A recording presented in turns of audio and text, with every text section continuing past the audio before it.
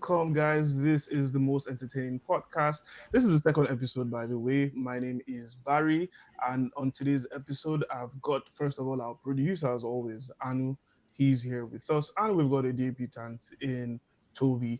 How are you guys doing, Anu? Fantastic, my bro. How are you? Not too bad, bro. Not too bad, bro. Hope you had a good week,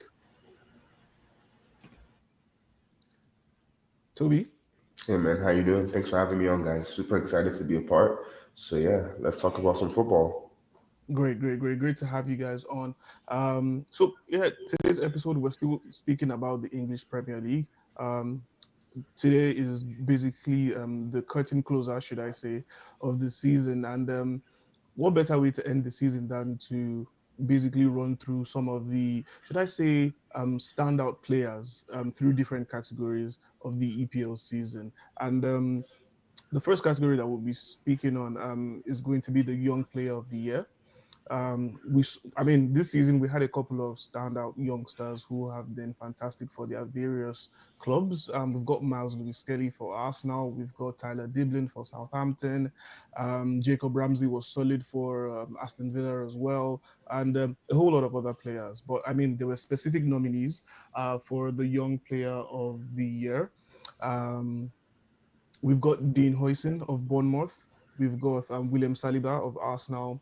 We've got Ryan Gravenberch, who actually has been announced as the Young Player of the Year by the Premier League. But obviously, on here on the TME podcast, we're about to give you our own verdict as well. Cole Palmer of Chelsea was another nominee. Anthony Elanga of Nottingham Forest. Um, R- Rogers of Aston Villa, he was another nominee. Liam Delap of Ipswich, a nominee. Joao Pedro for Brighton, Hove and Albion, another nominee. So these were basically the nominees for Young Player of the Year in the Premier League. For me, I think the standout name probably has to be Dean Huijsen. I think he was the most significant standout star for me. Morgan Rogers was also really good, considering that this was his first full season in the EPL.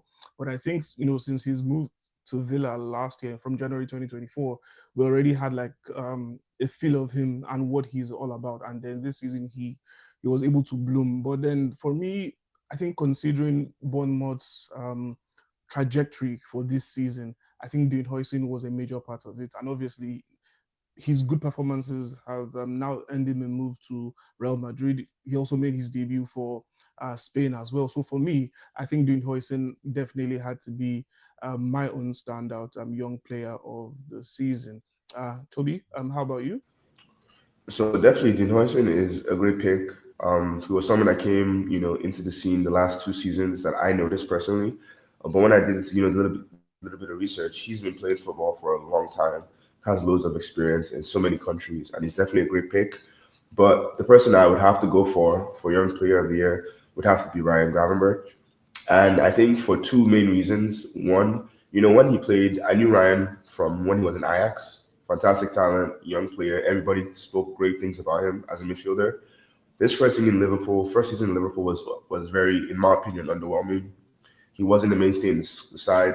I think Klopp was having issues trying to figure out the best way to use him for Liverpool's needs, and I was not impressed at all. And I was worried, honestly, about like the future of his career.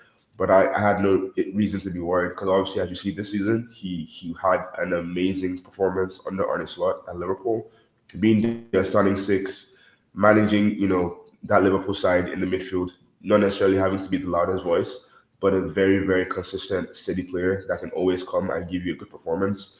For that contrast from where he was previously to where he is now, and helping them, being a big part of them winning the league this year, I really have to give Ryan his props. He might not be like the name that everyone talks about a lot, but for him to play so many games for Liverpool this season, people always talk about how the number six is so pivotal for any top side. So we have to give him his credit. At the age of 22, what he's just done is a really big deal, in my opinion. So for me, it's Ryan for sure. All right then. Nice shout from Toby, giving it to Ryan Gravenberch as well. Just like I said earlier in the pod, Gravenberch has actually been named and crowned Young Player of the Season by the Premier League. All right then, Anu. Yeah, so for me, same as you, Barry. So the young player of the year for me has to be Mr. Dean Horson as well. For someone who had never played over 600 minutes in his entire career prior to this season, he's been absolutely phenomenal. 26 starts, played over 2,000 minutes in the Premier League, led his team to their highest ever point in the Premier League history, has moved to Real Madrid, was playing for Juventus about a year and a half ago and was really barely playing. Played for Roma. He really wasn't that good there either, but he came to Bournemouth, played in a specific system for a fantastic manager, playing with Zorbani, right? And he's been just absolutely phenomenal. I'm very, I'm extremely excited to see what he does at Real, but I actually don't think he will start his first season. But I think once they've sold a lot of the older players, he'll probably be a lot more of a starter in like the next few seasons. Definitely for sure. So, Toby, that's 2-1. So Anu and I have it, and that means here on the TME podcast, our young player of the Premier League season is Dean Hoyson.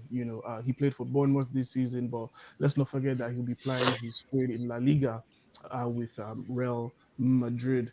Um, so yeah, that's young player of the season for us. The next category now is player of the year, basically, in the EPL. The nominees are Chris Wood for Nottingham Forest. We've got Virgil van Dijk for Liverpool, Mo Salah for Liverpool as well, Ryan Gravenberch, Liverpool as well. Obviously, we've got more Liverpool players because Liverpool won the league, and they definitely had a lot of standout stars. So three nominees from Liverpool: Van Dijk, Salah, Gravenberch. I already mentioned Chris Wood as the first nominee for Nottingham Forest. Morgan Gibbs-White, another Nottingham Forest player, had a great season as well. Declan Rice for Arsenal had a great season. Brian Mbeumo of Brentford, Alexander Isak, Newcastle United. So yeah, those are the nominees for Player of the Year. I think all the nominees deserved it. I think each player was fantastic in one way or the other for their clubs.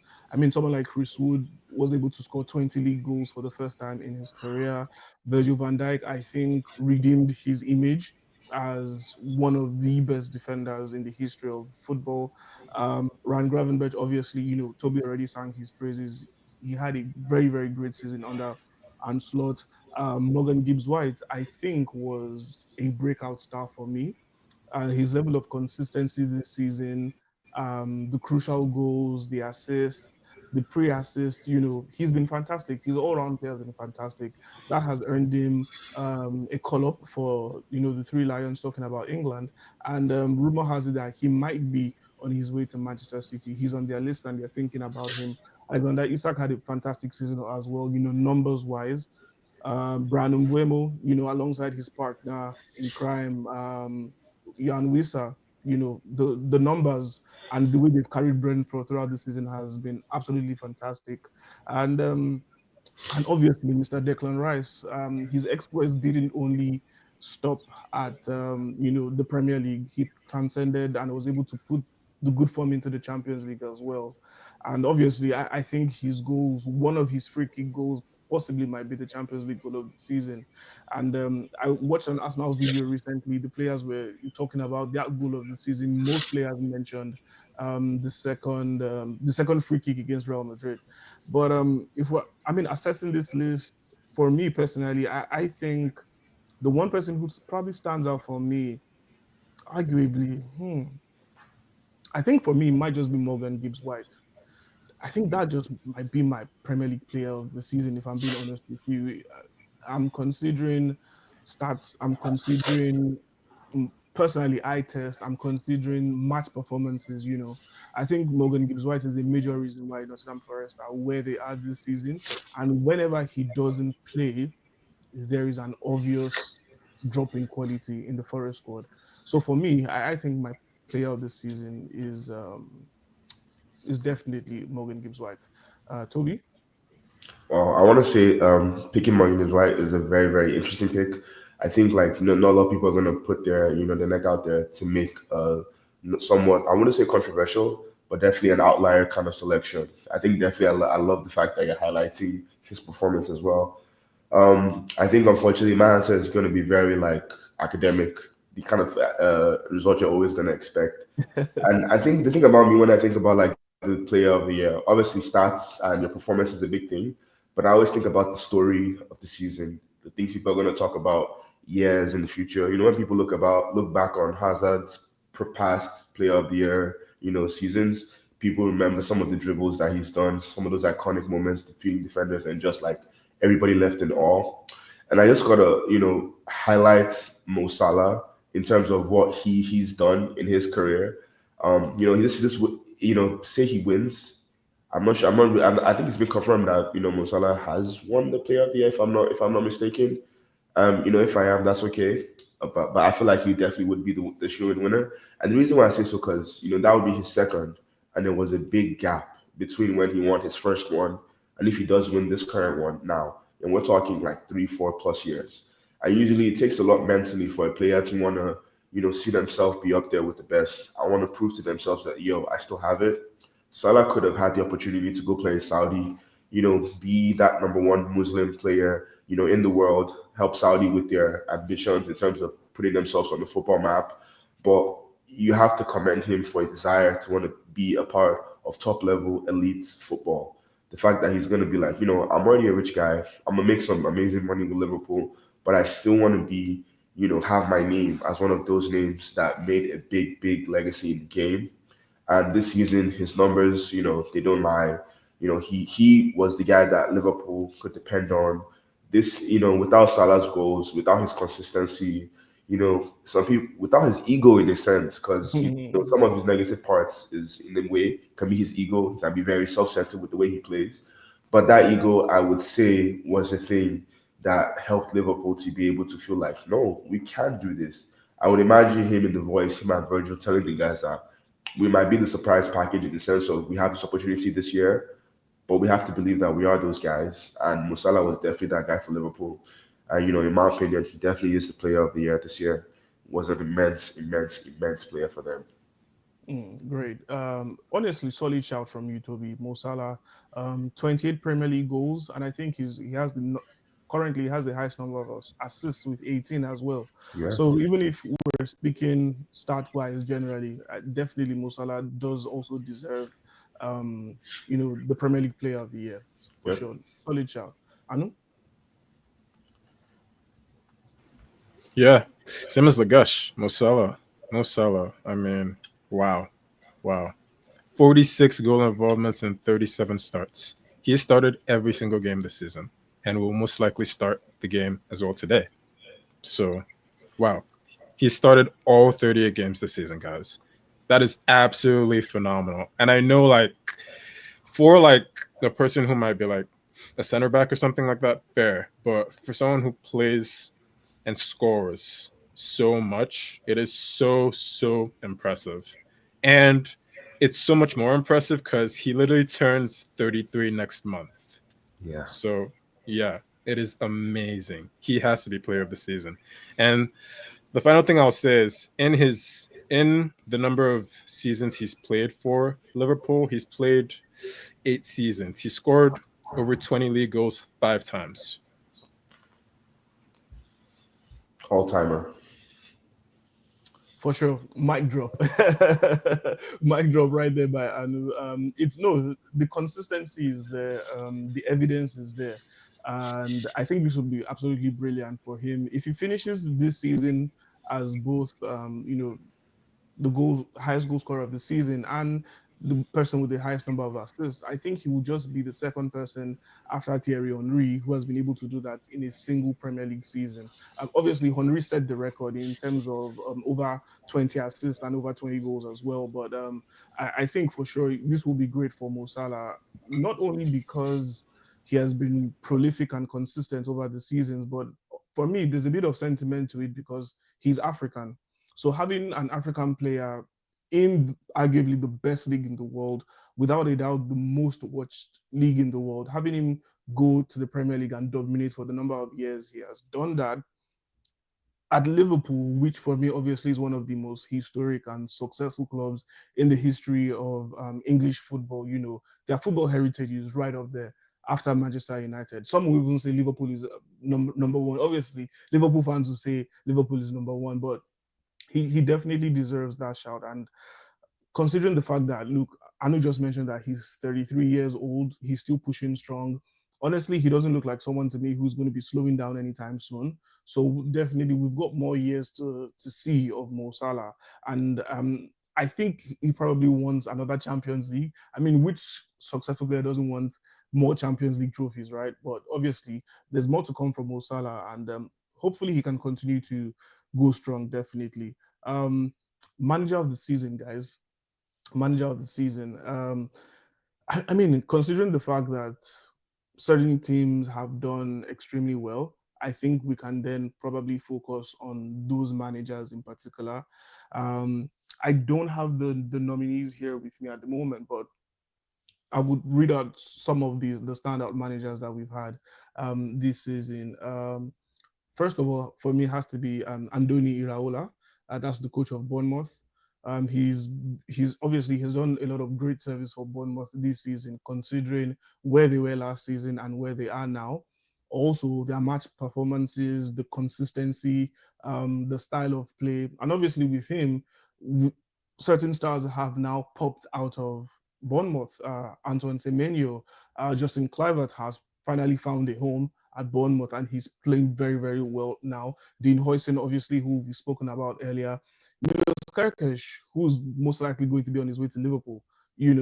I think obviously due to the financial capacity of Bournemouth, they would then mold themselves in the likeness of probably the likes of Brighton, where they're going to keep just bringing up young, very, very good young players, buying good players, and then selling off to the highest bidder, which is a great way for a club like that to be to basically survive and thrive in the Premier League. So it's a good one for them. So first shout for manager of the season for me definitely has to be Andoni Iraola. I think the second person who deserves a good shout, a worthy nomination, probably has to be Nuno Espirito Santo for Nottingham Forest. We know Forest have had a great season, and since he took over, look, Forest have just gone up a notch. The quality of the football that they play and then their productivity has gone up a notch. Third nominee definitely has to be Oliver Glasner. That's the coach of Crystal Palace. Crystal Palace obviously last week or 2 weeks ago, just won the FA Cup. They've had a great season. And they've been consistent as well. I do remember that they had a rough patch shortly after January, but then they were able to get their season back on track. And then, at the end of the day, they were able to win the FA Cup. The fourth shout obviously has to be Anslot. Liverpool winning the league, Anslot coming from the Eredivisie, which is not one of the top flight leagues in the world. A lot of people did not know who he was. No one really knew his pedigree. And I will admit that I was one of the people that I felt the appointment was weird. I mean, I understood the brand of football that Feyenoord were playing.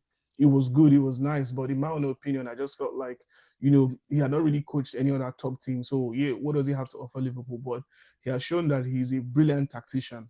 That's the first thing I must say. I think that's the standout thing about Anslot. He's a brilliant tactician, and the way he was just able to add a pinch of salt to that Liverpool team and just make them tick better than they were over the last 2 seasons under Jurgen Klopp, without a doubt, he deserves a very, very solid shout. And I think the fifth nominee for manager of the season, this might be a bit for okay. I'm going to make it six. I'll make it six because the person's name I'm about to mention, a lot of people might just find this cheeky, but I think David Moyes deserves a solid shout for manager of the season. I know he obviously didn't coach Everton for the entirety of the season, but what he has done within what 4 months, I think has been amazing. I think Everton were going to be doomed for relegation under Sean Dyche, and even if they're going to survive relegation under Sean Dyche, it would probably be till the last day of the season towards the end of the season. But I think David Moyes has done a fantastic job so far. The last person, which is the sixth nominee for us, I think, yeah, Marco Silva. I think Marco Silva with Fulham deserve a good shout. Considering Fulham being a regular mid-table team, but the match performances this season, they've honestly the quality is so much better. Considering the fact that they lost one of their best players from last season, Palinia, and then they were still able to come into this season confident, playing good football, giving us those great upset results against certain teams. I think Marco Silva has done greatly with Fulham this season. So um, Marco Silva, David Moyes, Andoni Iraola, Anne Slot, Oliver Glasner, those are our nominees for manager of the season. For me, I think standout manager of the season for me has to be Nuno Espirito Santo for of Nottingham Forest. I think Nuno has always shown us that he's a manager that knows how to get the best out of his players, and if you give him big players, he will definitely deliver. I think he needed more time at Spurs. I think Daniel Levy was a bit too quick to dismiss him. I think he was doing something great at Spurs, especially with the type of players he was attracting during his time at Spurs as well. So, and then we've seen what he's done with Nottingham Forest. Also, what I like about his success with Forest this season is that he has shown that he's a manager who can adapt to a team, not just a team adapting to him. Majorly highlighting the fact that Forest this season have played with a four at the back. When he took over last season, he went in straight for his default system of football, which is a three at the back. But then looking at the quality of the Forest players and the caliber of players that he had with him, he knew that obviously these players can offer more than just pinging the long balls and not playing so much of football in the midfield. And then Forest has done greatly this season. So, for a lengthy period of the season, Forest was second. They were second, they were third. They were basically playing in and around the Champions League spots. So for me, Nuno Espirito Santo definitely has to be my manager of the season. So Toby, over to you. Nuno is a very interesting shout. Honestly, Nuno was my number two in terms of manager of the season. I really have to give him props for being able to manage Forest with the way he has. Started the season with their owner when they, at the beginning, it was very, at the end of the previous manager's tenure, it was very unstable. A lot of weird news coming out. The whole thing with them hiring ex Premier League ref, the beef they had with the referees for a second, all the players they brought in, the fact that they are where they are now, considering where they were before, people were probably forecasting them for relegation at the end of the season, going into this season. And we're talking about, a top six side that has a chance to make it into the Champions League. For Nottingham Forest, that is really, really, really big. And he was my number two. But my number one has to be the man that I hate right now. Maybe hate is a strong word. I just like him a lot because he came into our league and decided that he wanted to win the whole thing. Is Arne Slot. No one would have ever, like even the biggest Liverpool fan, was not going to predict that they were going to win the league this year with their new manager. And my as the season was going on, I would keep saying to myself, to my friends that they're gonna get it. Arne is new to the season. They're having a good run. They have great players, but eventually the Premier League is gonna stand up and show him that this is our league. This is us, and you can't just come in here and like win the thing in your first try. That's not gonna happen. I was confident that our managers, our players, all these teams, for the pride of the Premier League, we're gonna show him that as a new joiner, you can't just come take over. But he kept his cool. He was very, very, very good in managing the Liverpool side. I would say they have a very good team, but his man management, his team selections in the Premier League were very top.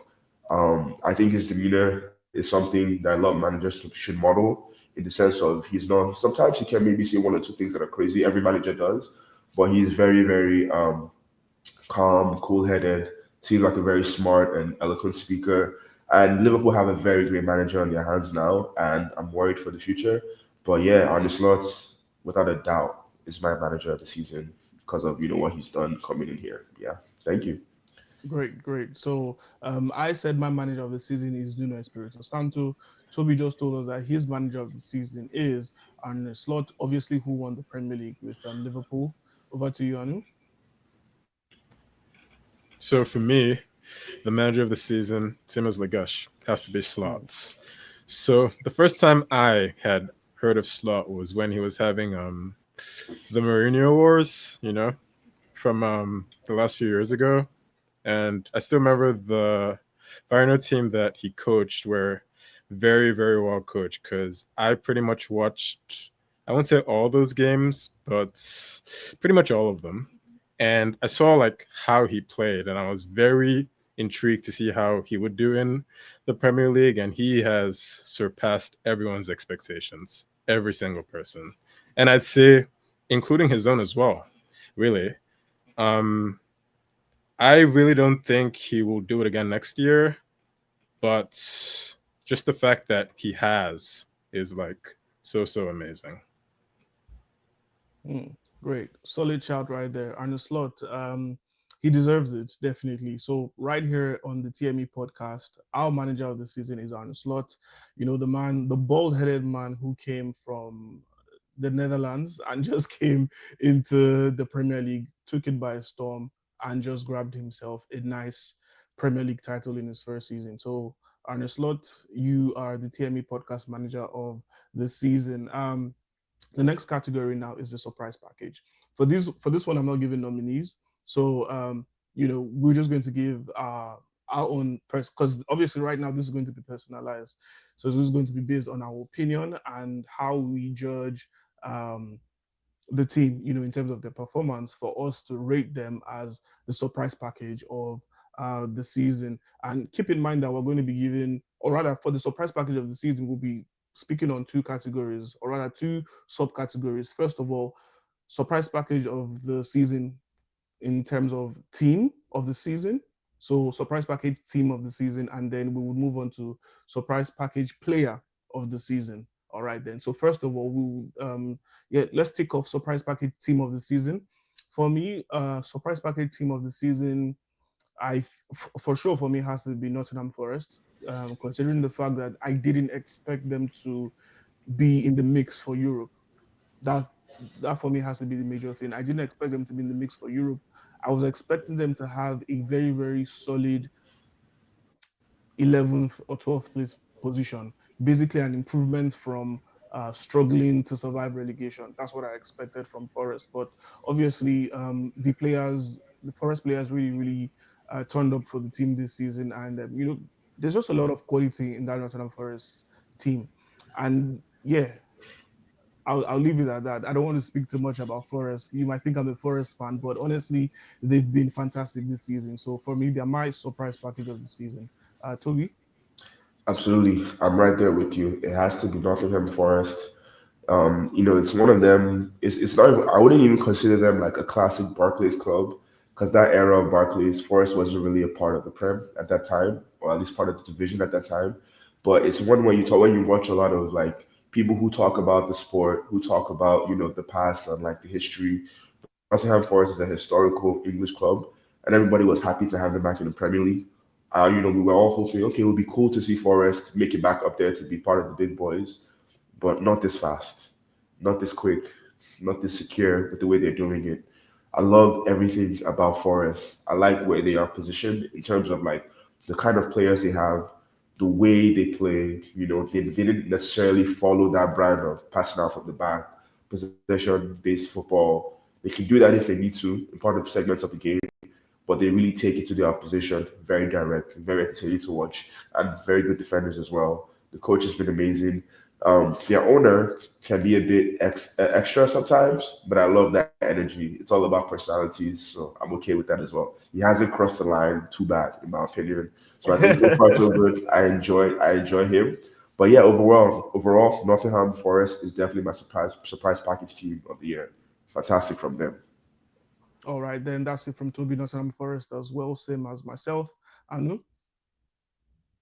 So yeah, the perfect trio, Nottingham Forest. They came 17th last year, 32 points. They have managed to get twice as many points, 64 this year, and they're currently seventh. I think last season people had, a lot of problems with their signings, right? I know they signed a lot of players last year, and for some reason, the media was extremely upset by that. But when you're playing in a very hard league, you need to sign a lot of players, guys. So I can't really blame them for that part of things. I still remember last year also they had some points removed as well, right? So the fact that they've managed to have so many problems from last year and then this year they have managed to take the league by storm and be in the European places is extremely impressive. So yes, it needs to be Forest.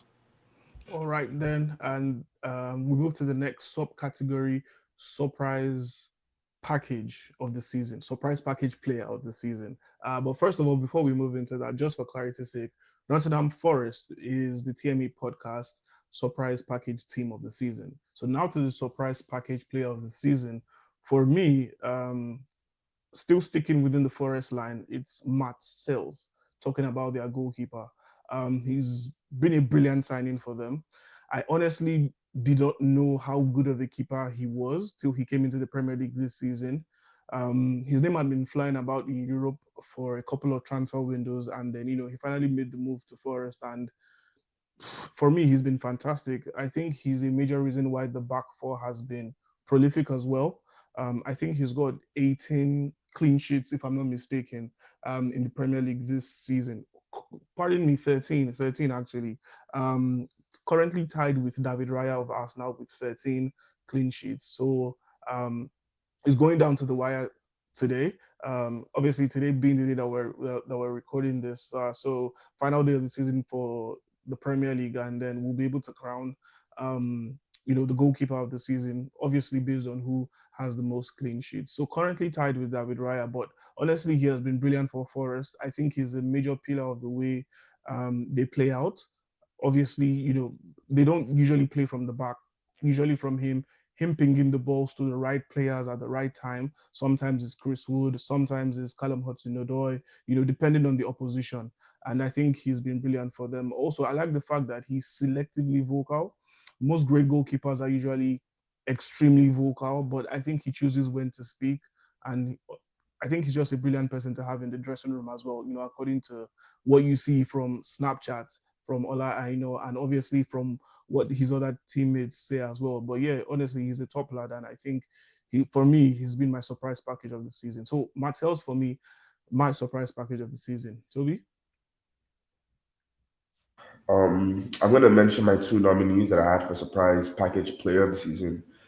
I've been battling with it all day, but when I consider, I'll make the argument for both of them, and I'll tell you why my surprise package player of the season is going to be Jacob Murphy from Newcastle. The other name I was thinking about was Yohan Wissa because I didn't really expect him, considering obviously Brentford is a very very consistent side in the Premier League now. They've established themselves as a middle table side. They don't have the biggest budget, but they play good football. Thomas Frank is an amazing coach. You can expect a consistent display from them every season.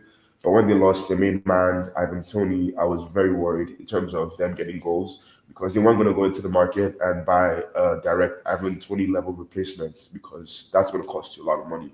So they found a solution internally in Yohan Wissa, and I did not expect him and Brandon Buemo to be as consistent and as clutch as they have been for their team. But the reason why I'm going to make Jacob Murphy my surprise package player is because in a good side like Brentford, where Wissa and Buemo are always going to start, they're going to be the first names on the team sheet. They do have the opportunities to always get those, not necessarily scripted plays, but when you play in a good team that creates good chances, you're going to have a chance to make an assist or score a goal. Jacob Murphy is not a starter for Newcastle in theory. When people talk about Jacob Murphy, you consider him in your mind as a sub, as a bench player that's going to, help the squad to be able to make it through the season. But he's shown that, like, any player, if given a chance, if they put in the hard work, and use their actual skills, can be an amazing addition to any team. He's made his most assists this year. I believe he's on 15 assists for Newcastle, which is a great number in my opinion, considering where Salah is at with 18. So he has been a very, very, very consistent contributor. Isaac has enjoyed playing with him. I think the progression of Jacob Murphy, at least in that side, was very exciting to me. I could see the world where Wissam could be that player for Brentford, but I did not see a world where Jacob Murphy could be the starting right winger for Newcastle. Considering the great season they have, I have to give him a lot of props for being a big part of that. So for me, my surprise package player is Jacob Murphy of Newcastle. Solid shout right there by Toby. Thank you. I think the best thing about Jacob Murphy for me this season was the caliber of goals he scored. My oh my, the kind of goals he scored this season have been absolutely crazy. A lot of worldies, a lot of worldies. And then talking about his goals as well, his goals have come at clutch moments, for Newcastle. Very important goals from Jacob Murphy this season. And as aside like his general match performance, which you always know that Jacob Murphy is going to give you 110%. And his performances this season have been so good that somehow, some way, Newcastle were able to let go of Miguel Almiron in January, and then it just seemed like Almiron wasn't even a main part of the team just because of how good Jacob Murphy was for me, in my own opinion. So, solid shout right there by Toby. Just a quick reminder: I said earlier that my surprise package player of the season was. Okay, I've actually forgotten who I nominated. I think Matt Sells. Matt Sells. So for me, it's Matt Sells. For Toby, is Jacob Murphy. I know. So the Murphy shot is a really good one. Same for Cells actually. Cells actually I think he could play for like a bigger team. But for my pick for the player who was the most surprising has to be Mr. Ryan Gravenberch.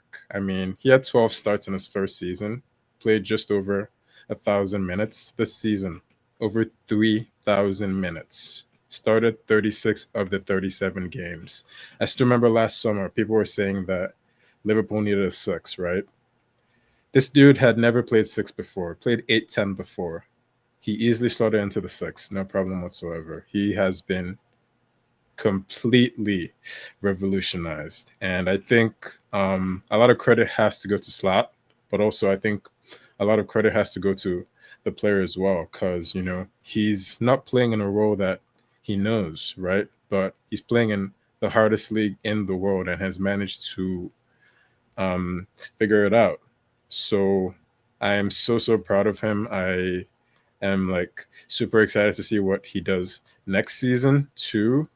But yeah, for my surprise of the season, it has to be him. Great there. So honestly, I think all our opinions are valid in terms of surprise package player of the season. And yeah, since obviously none of us have the same two answers, we'll just leave it at that. Those are the surprise package players for us on the TME podcast. Matt Sells, Jacob Murphy, and obviously Ryan Gravenberch as well. These are the surprise players for us. And now that I think about it, talking about Ryan Gravenberch, I think what Slot did for him was absolutely fantastic. Because if we're thinking about um, the ideal type of number six in terms of the good combination of physique and technique, I think that's what Ryan Gravenberch is actually. And considering how young he is, it's absolutely exciting. I mean, as a football lover, I want to see how well he's going to develop. I know he's got good technique. I know that he doesn't necessarily have the flashy skills that Paul Pogba has, but he's very decent on the ball. And I think he makes a lot of difficult things look easy as well. So big up to Ryan Gravenberch, man. That's a key player that everyone is going to be looking out for in the future, especially with Liverpool. Who knows? He's someone that I feel is a natural target for Real Madrid. So he might not just end his career at Liverpool. You might just see him playing for a bigger team. Liverpool is a big team, don't get me wrong, but in the grand scheme of things, sometimes we do have bigger teams. Oof. The next category for us will be the biggest disappointment of the So season. so the thing with the move to Madrid is Mm. he would need to like leave on a free. Bro, yeah. Liverpool fans, please, these guys, don't listen to them. They're trying to get at you. Don't let them. But honestly, I was quite surprised with the rage from Liverpool fans concerning Trent Alexander-Arnold. And I mean, it's valid to share your feelings and to express the way you feel, but I mean, some of the opinions I've been seeing are outright death threats to Trent, and some people are telling Trent not to ever step foot into Liverpool if he does leave. I mean, when he does leave to Madrid, some don't want him back in the city, but I think then again, in a way, the fans are actually quite valid with their feelings because before he got to the end of his contract, he had been offered several contracts, in terms of renewal. And I just think he did not come out straight up to say, okay, I actually don't want to renew. I've got my mind somewhere else. I want to go to Madrid. And also, from a business point of view, it seemed like he really, really harmed the club because he's such a top player. I mean, this is one of the best players in the world, and Madrid is not getting any value for him. That's crazy. I mean, rather, Liverpool is not getting any value for him in terms of money. That's absolutely crazy. So I do understand the rage from them. Yeah, I can, and that's the thing. Initially when you think about the fact that a lot of Trent is receiving a lot of vitriol, some very very angry messages from Liverpool fans. At a glance, you're like, you guys over the top. But it is over the top. Let me even start from there. You don't need to threaten someone's life. You can definitely call him some names. Pretty. Be upset with him, say he betrayed you or whatever. But there's a line you don't need to cross. But I think the big thing there with the whole Trent move is when you think about like Liverpool when they had Trent become who Trent is, the amazing passer of football. Trent that made that quick assist in the Champions League. When you realize that wow, Trent is on my team, like this guy is on my team and we brought him up. How lucky are we? So in your head, you're like, nah. Future Liverpool captain, Steven Gerrard regen, all that sweet stuff. Trent in the midfield. Here we go. You never walk alone, all that beautiful stuff. And even if you have to accept, okay, Trent may leave, you're thinking we're gonna get 120 mil for him, 80 mil, 60 mil at worst. But when it's in this manner, in the sense of it being a free, in the sense that the fans thought that they had a chance to still retain his services, but as we can see, that didn't happen. They definitely do feel betrayed. Trent is not without blame here. I really feel like there's a better way to leave your club, and like more clarity would have been appreciated from the fans. But I know people will say that it's a short career. Um, he needs to take care of himself. Real Madrid is a dream. Everybody will pick Real Madrid. Absolutely, I would too. But I guess there might be a better way to leave, in my opinion. But people will be mad regardless of how you do things. He did the right thing for himself. But I wish the Liverpool fans could have been taken care of a little bit more in this situation.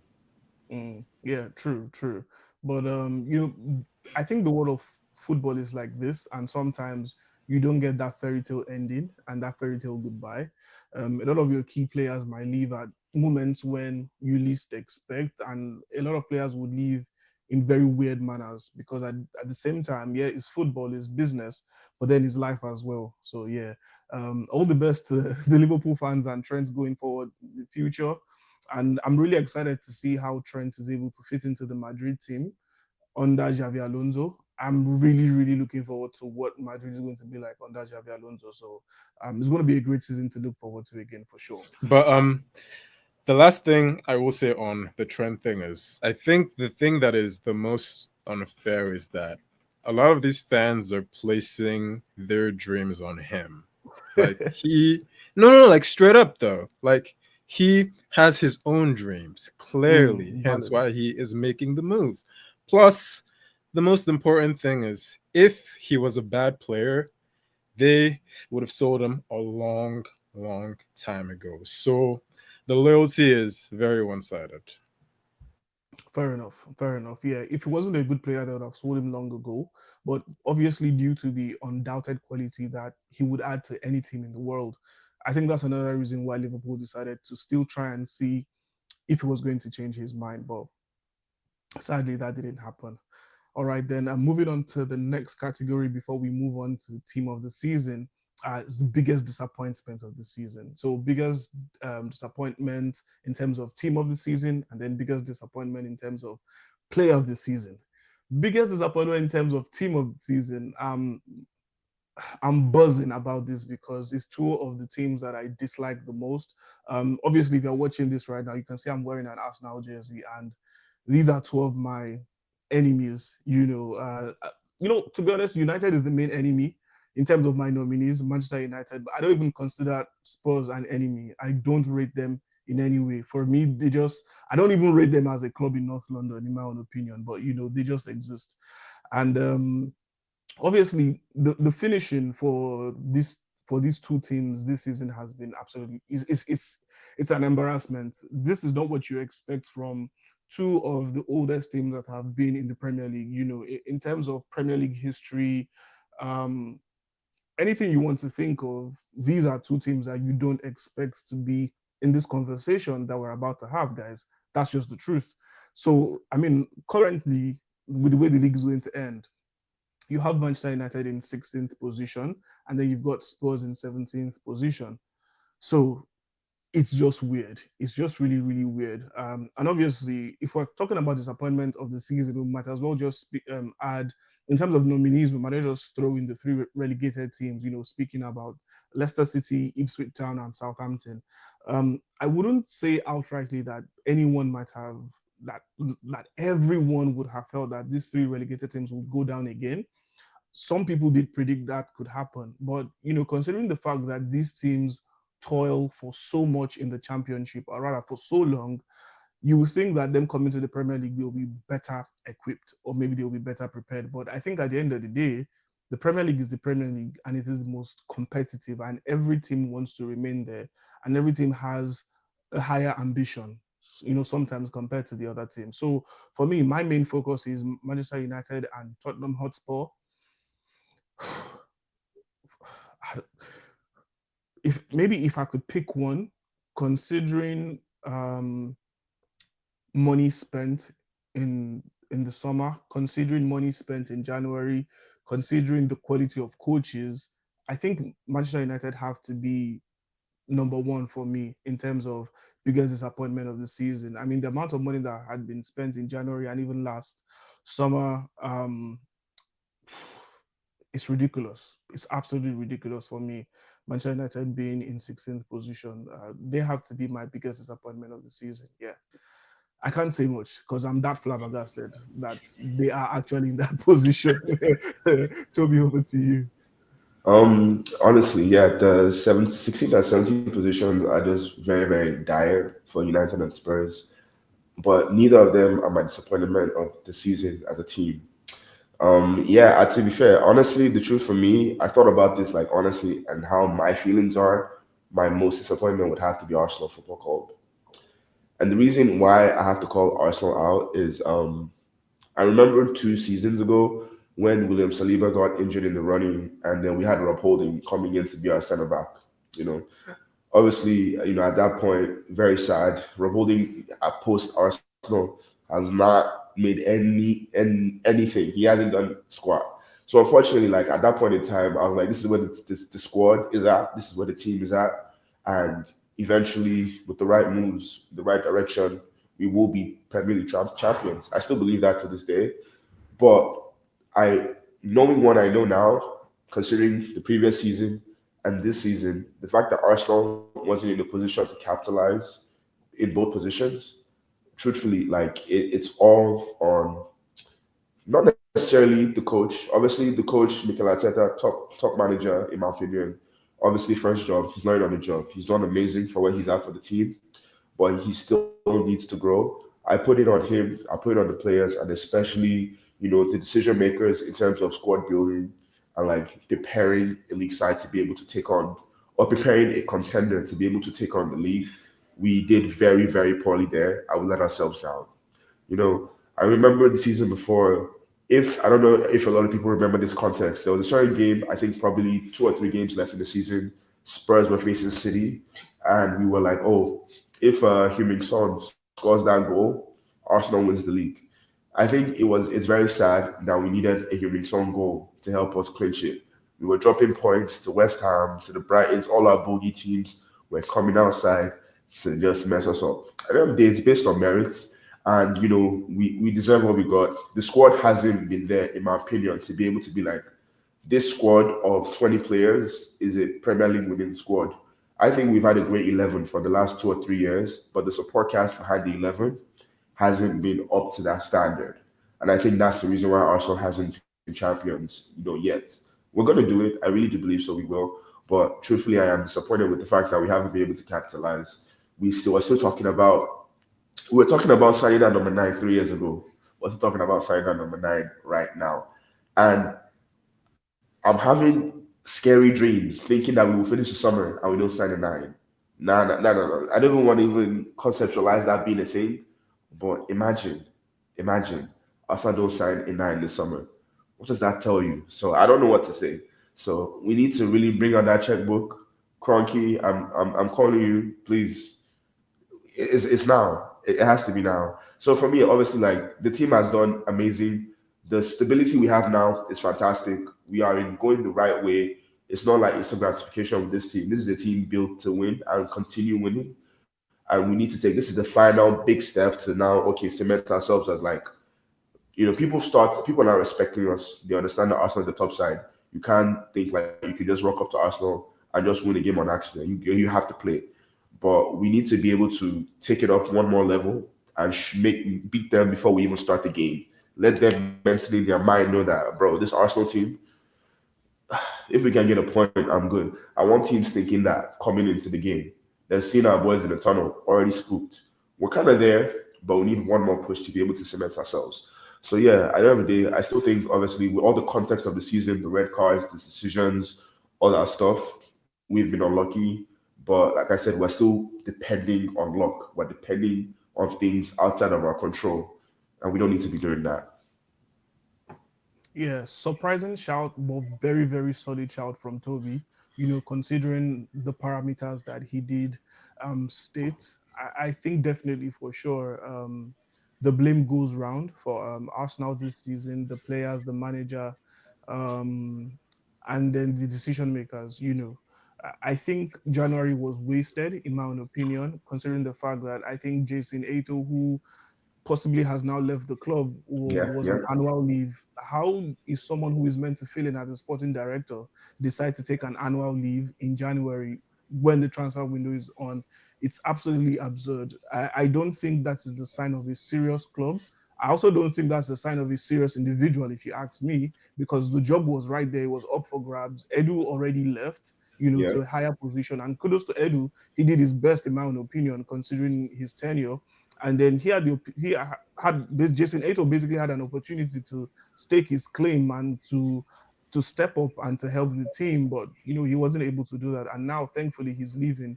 Now that yeah. the big don Andrea Beta is in, and I'm loving the links that Andrea Beta is being involved in. I'm following a lot of respectable transfer journalists, and I love what I'm hearing in terms of what Andrea Beta is trying to do to improve this Arsenal squad. You take a look at Beta's pedigree with Atletico Madrid and the type of players he signed for them during his tenure, and you consider the success that Atletico had, or rather, Atletico have had with him and the combination of Diego Simeone, whilst them competing with Real Madrid and Barcelona. You must give them their credit in Yeah. terms of the ability to pull certain players and what they have achieved. So I'm hoping that Andrea Beta and Mikel Arteta would have a fantastic relationship in terms of their vision for the team. And I really hope that they do see eye to eye in terms of the right players and personas to get into the Arsenal team to help Arsenal. So yeah, so very, very solid shout from Toby. Like I said, surprising, but very, very solid. Anu?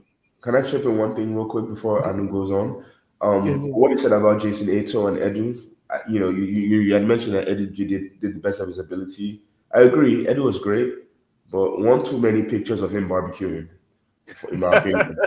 So, all this Edu is cooking, bro. I'm still I waiting. feel You know when you. you're in the restaurant and they said it's coming out, so your food is coming. I'm still waiting. But yeah, that was the thing. I mean, go ahead, please. So for me, the biggest disappointment has to be Man United. Same as Barry. I mean, their worst season since 1974. Jesus. I watched the game on Wednesday, and suffice to say that I was not impressed, considering it was a final and you're playing Tottenham, and the last team you ever want to win a trophy on your head is Spurs. The value of the performance from the team was rather abysmal, really. And now you're hearing that the manager is pretty much trying to sell the whole team. Really, it's crazy. It's crazy, considering he's not really done anything to prove that he should, right? So I think the way back for Man United will be a long one.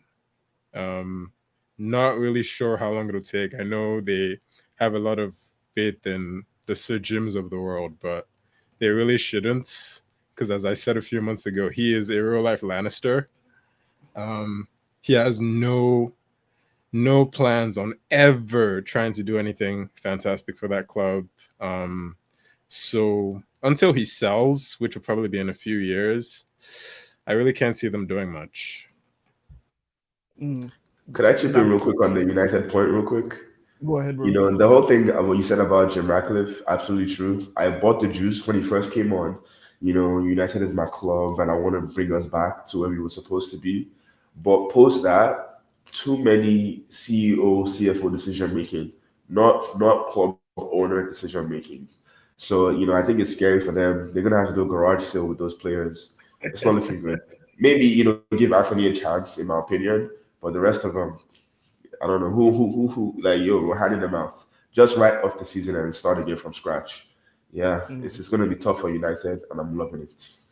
mm, So the last thing I will say on Man United is I hope that they sell Menu because mm, he's a Tough. fantastic player. Obviously, I think he's a mix mm, of Seedorf as well as Modric. Um, a very rare mix. I think he can score, he can pass, he can tackle, can play 6, 8, 10 for just like the perfect midfielder, really. So for his sake, I really want him to leave. Same for Garnacho as well. I mean, they have so many fantastic players, yet still like manage to play so badly. It's like so impressive to watch at times.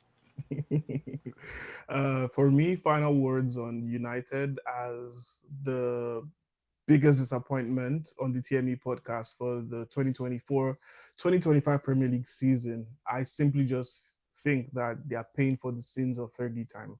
That's just it. So it's their time to enjoy um, what they have planted. That's just it. Whatever you sow, you're going to reap. So United is currently reaping what they've sown in the past. So yeah, this is where we get to the juiciest part of today's episode, talking about our team of the season. All right, guys. So before we go forward, one suggestion each from the three of us in terms of our formation. So for me, I'm going for a 4-3-3. Toby, Yes, I would also pick the 4-3-3. Yes. all right, Anu. Yeah, same. Lovely. So it's a 4-3-3 for us. That's how we're going to set up our team of the season here on the TME podcast, talking about the Premier League team of the season for the 2024-25 campaign. So first of all, in goal, I think it would make sense if we're sticking with probably the goalkeepers with the most clean sheets, or rather, at the end of the day, it's going to be our personal opinion, right? So for me, I think goalkeeper of the season, the standout goalkeeper of the season for me, I think it's still Matt Sales for me. I think it's Matt Sales for me. Yeah. So that's going to be my own shout for goalkeeper of the season, Matt Sales. Toby. Yeah, listen, great shout. Marteltus definitely deserves, the pick, but I'm gonna have to go down Raya. The reason why I'm going to say that, I believe that Raya he's the current Golden Glove from last season, if I'm not Yeah. mistaken. Yeah. He's Correct. tied with Marcel's. Obviously, he has an amazing defensive structure and defenders in front of him that help him a lot. Mm, But going into the final game of the season, him and Marcel's are both tied. I believe mm, we spoke about it earlier. Both have 13. yeah. Arsenal face Southampton. Forest are facing Chelsea, fighting for that last Champions League Mm, spot. So I expect goals in that game. I could be very wrong because we know Arsenal. Arsenal could decide to just beat Southampton Mm. 4-1, and then it's a 0-0 draw between Forest and Chelsea. But I'm Mm. gonna have to back my boys. I'd see Ramsdale getting that additional clean sheet today. I Mm. see Nottingham Forest conceding, and Cel's going to lose to Raya in the race by one clean sheet. So based off that prediction, I'm going to have to go with David Raya. Perhaps it's my Arsenal bug, maybe, maybe not, but maybe I might be just good at picking things. So yeah, David Raya. Yeah, honestly, solid shout from Toby. If you're thinking about how Arsenal have managed to still be in second place despite the number of draws they've had this season, Yeah, honestly, it's majorly been because of David Raya. I think he has had an outstanding season for an individual.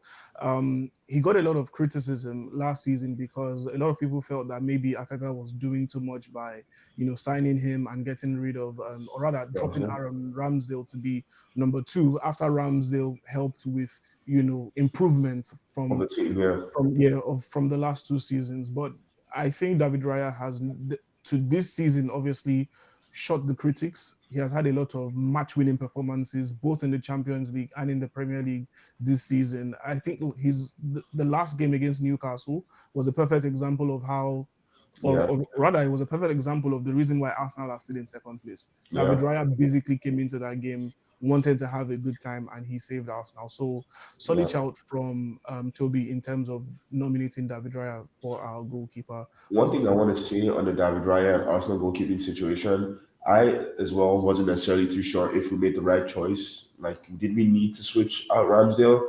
But after seeing the safe hands with David Raya, the calmness it came out from the back, it's night and day.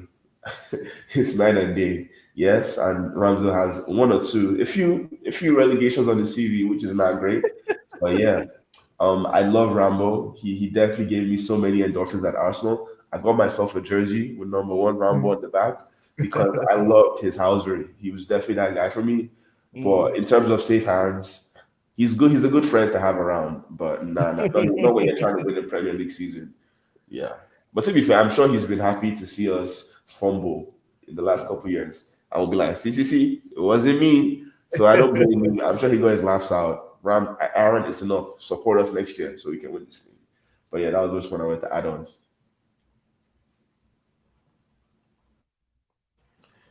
Anu, you next?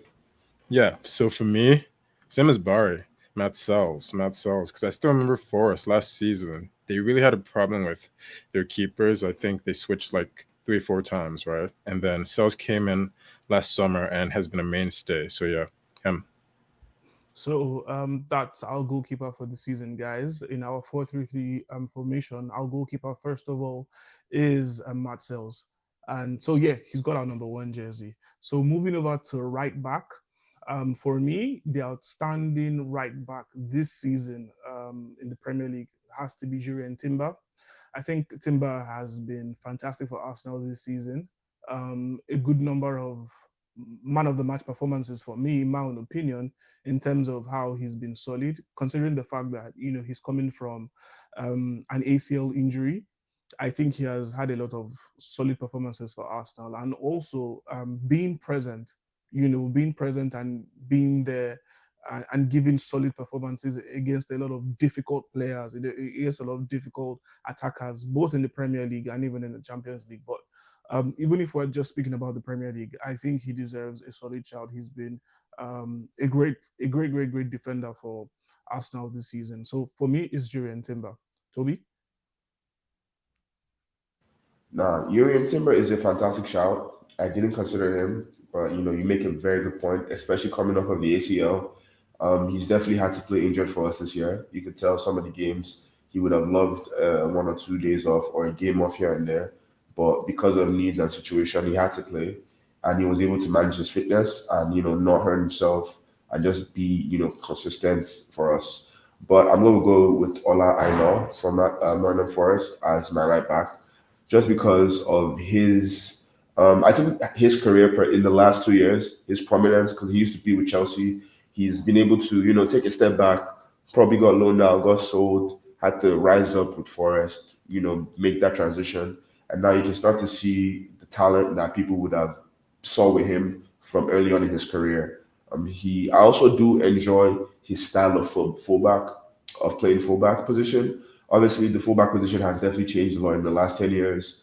We have a lot of people inverting. In the past, it was all about the overlapping fullback, the dude that can go back and forth. And Ola, I know is one of those guys that's bringing that back in terms of being able to like be effective on both ends of the field, going up and coming back.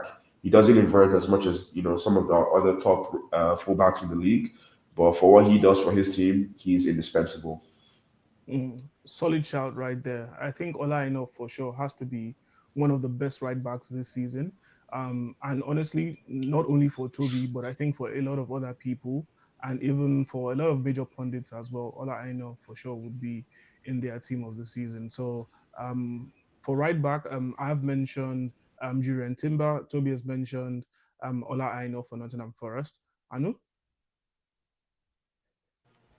So yeah, same as you, Barry. You're in Timber because I know when he hurt his knee last season, there were a lot of doubts about him past that point since he had just shown up right um, that summer. So the fact that he's managed to like bounce back from that, which is like a major injury too, of course, and has managed to play so well and has been one of the few people in the Arsenal squad that has like stayed fit for pretty much the whole season, right? So yeah, has to be Timber for me. All right, then, fantastic. There we have it. The TME podcast right back of the Premier League season is Ola Aina. We've already picked our goalkeeper of the season, that's Marcels. Now our right back is Jurien Timber. All right, then moving over to RCB, that's talking about the right-sided centre back. Um, for me, I think it's Virgil van Dijk. I think he's honestly for me, I've always been one of the biggest critics of Virgil van Dijk, majorly because of his own preferred style of defending. He usually lets the opponent come close sometimes. And he seems to be more of an organizer and sometimes less of a doer, depending on the way you decide to look at him. But if you take a look at his decision making, if you take a look at the way he organizes the back, this season in particular, he has scored a lot of. Yes, the goals he has scored. He hasn't scored a lot of goals, but the goals he has scored have been very crucial.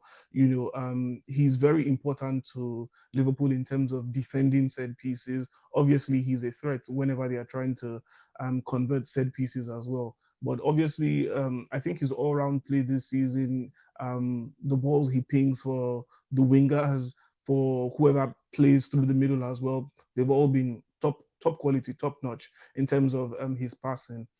So definitely, I think Virgil van Dijk deserves that RCB position for me. Toby? Yeah, we're gonna have to give it to Big Virgil. He was able, he had some difficulty in the last 2 seasons. He had a big long-term injury where he was out for a few months. Everybody was questioning him in terms of has he regressed necessarily in terms of his level of play and performance. But he definitely took that personally and was wanted to come out and show everybody that he's still the Virgil that we all know and love, and possibly even better.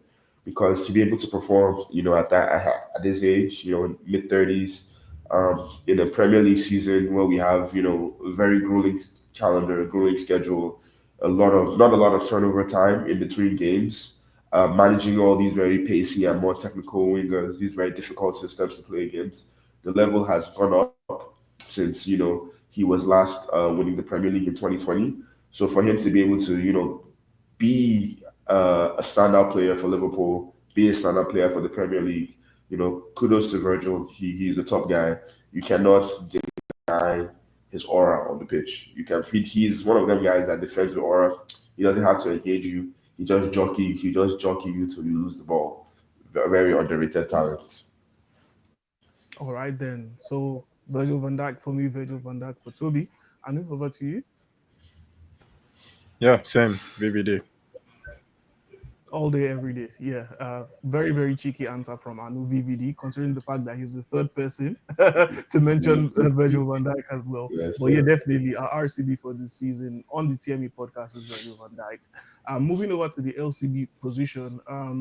For me, I thought more about this because I think both players deserve the shout, but I think one for me had more man of the match performances across the season. And for me, that's Gabriel Magalhaes for Arsenal.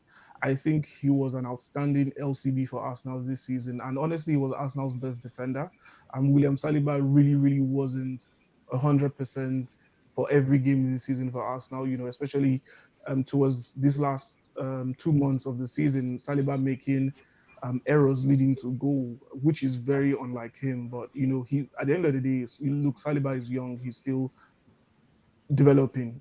But then Gabriel, for me, really, really stepped up this season in terms of being a leader, in terms of being a bit more cautious in his defending. In his early days at Arsenal, he would make a lot of brash tackles and concede a lot of penalties. But number one, he became a threat for Arsenal in during set pieces, and then you could see that Arsenal kind of lacked a bit of the punch when he wasn't playing anymore. In terms of the set piece threat. So honestly, he had been major for Arsenal in that regard, and obviously defending as well. He had been major. He had been major for Arsenal. And my other shout was going to be Milenkovic for of Nottingham Forest. Honestly, he had been very very good for me. In fact, I think he's been one of my most consistent FPL picks because he always seems to drop a very very decent performance every weekend. If, maybe even if Forest does not keep a clean sheet, but if you're assessing the individual, Milenkovic would be another great shout. But for me, I think Gabriel just tips it for me due to the consistency in the level in which he was playing for Arsenal this season. So for me, my own pick for LCB would be Gabriel Magalhaes. Toby?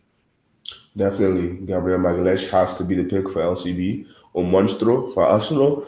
I think one thing I have to really give him kudos for is being able to remove that jinx of being the weak link in the first 11. You could tell in certain games in the last couple seasons that they were targeting that ball in behind, over the top, behind Gabriel, because, he might make the wrong decision, he might make that wrong pass, and he gives you opportunity to be able to get a quick chance or a quick shot at goal. I wasn't sure about Gabriel. He was definitely the weaker between the two CBs coming into the season, but his character, his leadership, the ability to definitely take that criticism, because somebody he would have known, he would have been told, he would have been spoken about it in terms of how he needed to rise up to make a claim as a leader of the team. And absolutely, I agree with Barry, the best Arsenal's best defender, an amazing leader for the side, and just like an incredible personality. We have an all-timer centre back here, and we have to manage him well, put him in a great side, have a great cast around him, because we really, really do have a fantastic talent in front of us. So Gabriel, All right then, Anu.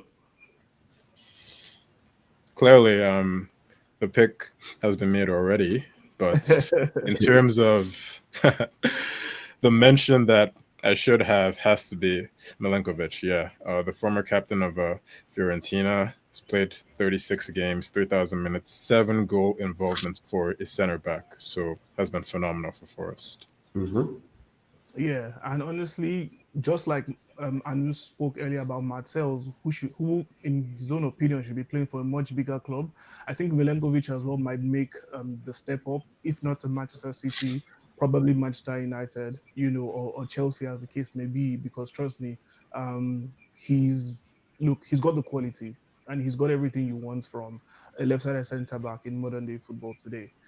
So moving over to the left back position. I don't think this was really difficult for me personally. I don't really think there were a lot of outstanding left backs this season.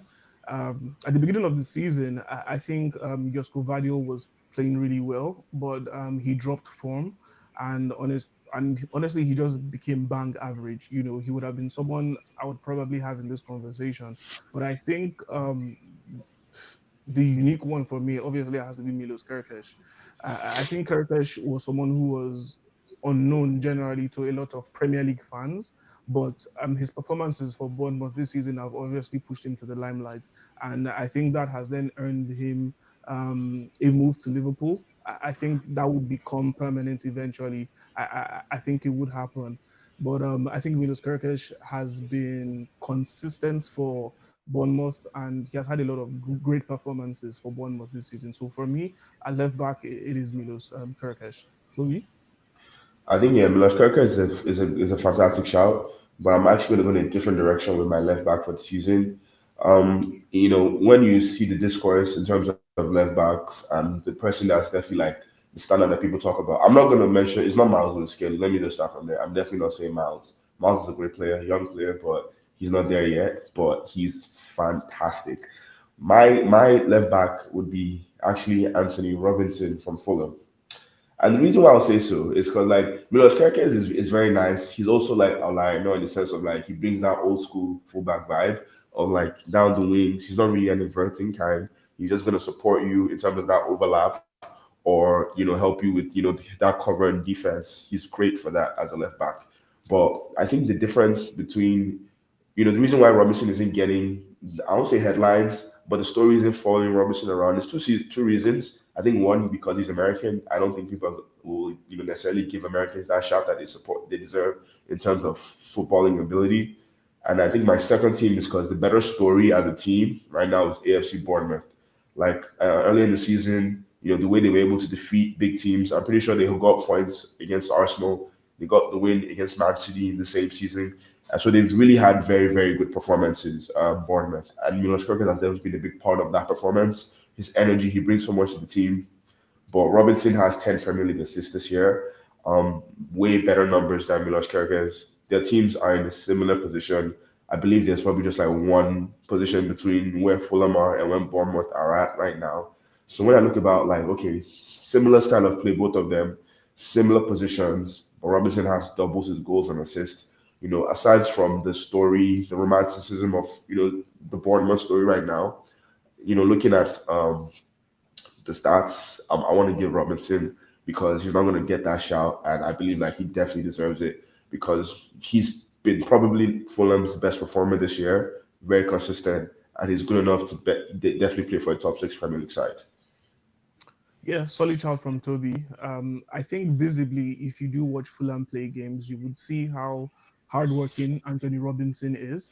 And to further buttress on that compliment, I remember watching an interview from a Fulham player during the season. I don't remember who it was, especially. He was in an interview, and it was basically like a trivia question. And then when he was asked who is the most hardworking player in the Fulham squad, he did mention Anthony Robinson as well. So I mean, just like I said, if you're watching Fulham play, you see the value from Anthony Robinson. They do make a lot of attacking runs through him, and once the attacking runs are over, you see him running straight back to defense, and then you must think to yourself that look, number one, this guy takes really good care of himself because he's in tip-top physical shape. He's played every game for Fulham this season so far.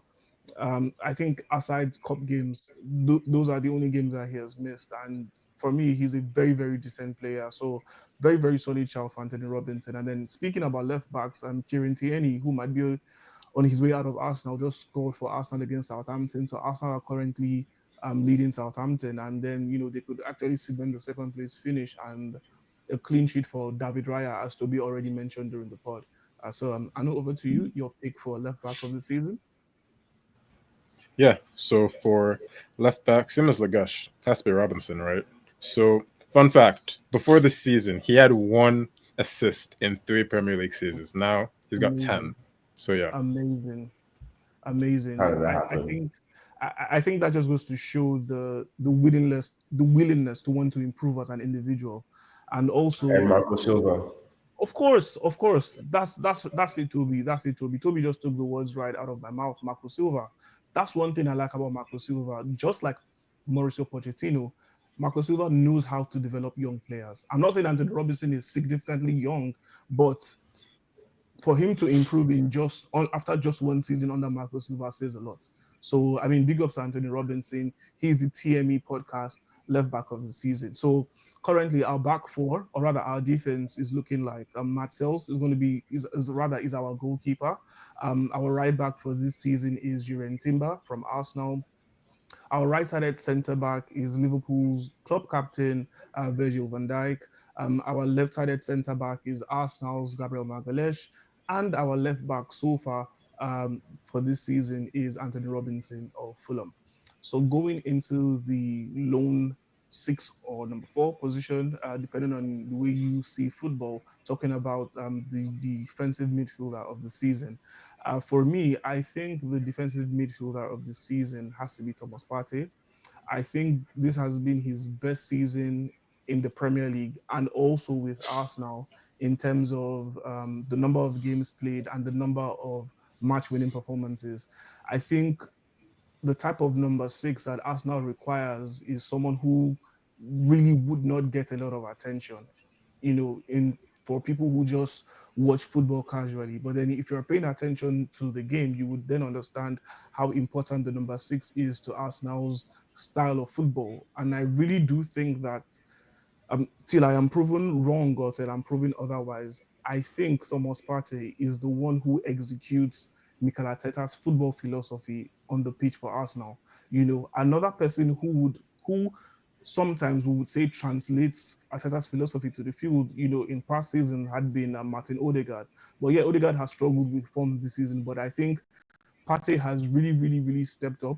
I like the fact that he has found a way to remain injury free. He has managed himself very well this season. Um, he has tried his best to be prolific in front of goal. We know obviously he has that in his locker in terms of scoring goals, but I think this season you could see that he had been making more of an effort, and I think he's honestly to an extent he might be faultless for Arsenal this season. I think he has had a very very solid 85% season in my own opinion.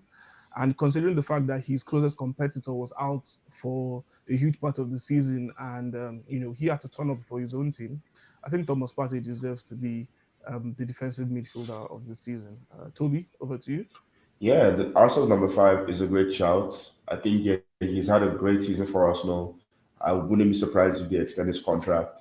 I'm surprised like we don't have more clarity on what's happening, but I guess because we haven't heard of a new team for him or like him transitioning to a different place, I would imagine he's probably going to get that renewal.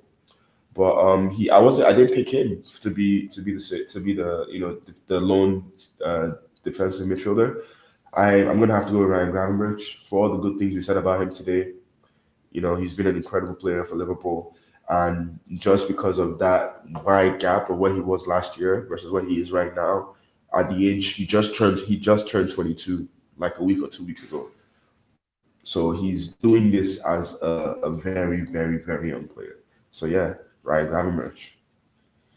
Solid shout from Toby. Definitely, I think everyone is well aware of the exploits of Ryan Gravenberch this season with Liverpool.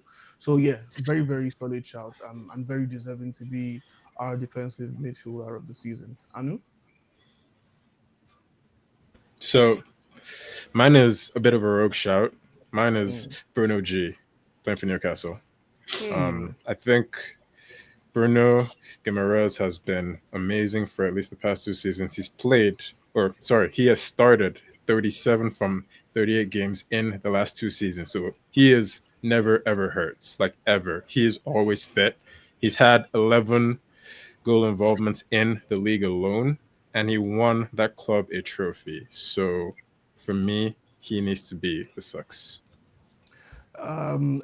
So I think now that we have three different nominees, I think if we're going to pick our best, or rather, if we're going to pick the best, I think we then need to involve stats and see how the three of them measure up.